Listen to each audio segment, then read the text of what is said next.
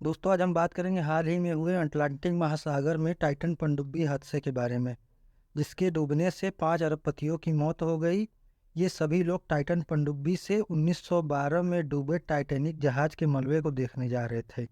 कुछ दिनों पहले जब ये टाइटन पनडुब्बी लापता हुई तो पूरी दुनिया में हंगामा मच गया, क्योंकि इसमें सवार पांचों लोग कोई आम इंसान नहीं बल्कि दुनिया के अरबपति लोग थे।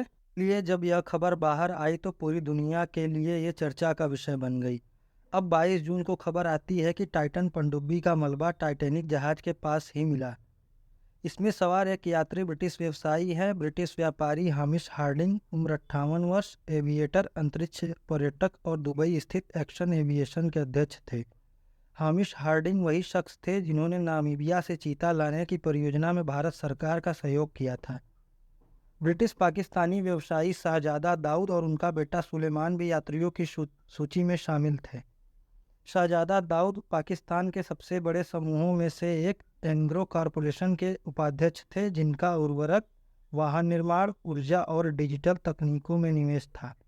एक वेबसाइट के अनुसार वह अपनी पत्नी और 2 बच्चों के साथ ब्रिटेन में ही रहते थे। इस मलबे को कनाडा की रिमोट से ऑपरेट होने वाली यूएवी ने बरामद किया है। वहीं एक पुष्टि टाइटन पनडुब्बी को ऑपरेट करने वाली कंपनी ओशन गेट ने भी कर दी है।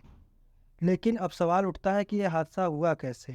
कैसे ये टाइटन पनडुब्बी समुद्र में डूबी। खोजकर्ताओं की टीम सर्च ऑपरेशन में जुट गई थी। हालांकि 4 दिनों तक किसी को समुद्र में वो पनडुब्बी नहीं मिली। सर्च ऑपरेशन को 96 घंटे बीत चुके थे और जैसा ही कि पहले बताया गया था, पनडुब्बी में 4 दिन के लायक ही ऑक्सीजन थी। वो पहले ही खत्म हो चुकी थी।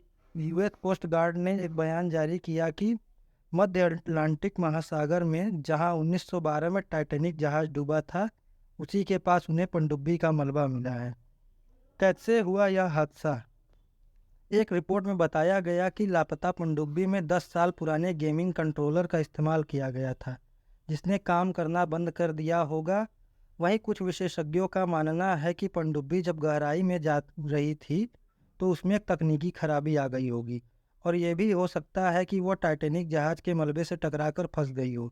इन सवालों के जवाब तलाशे जा रहे थे कि दुनिया भर के एक्सपर्ट मानते हैं कि टाइटैनिक पनडुब्बी के डूबने का कारण कैटास्ट्रॉफिक इम्प्लोजन है। इसी की वजह से टाइटैनिक पनडुब्बी के अंदर कुछ ऐसा हुआ कि उसने काम करना बंद कर दिया और वह इतने बुरी तरीके से डैमेज हुई कि वही टाइटैनिक के पास ही डूब गई। तो चलिए जानते हैं कि आखिर ये कैटास्ट्रॉफिक इम्प्लोजन होता क्या है।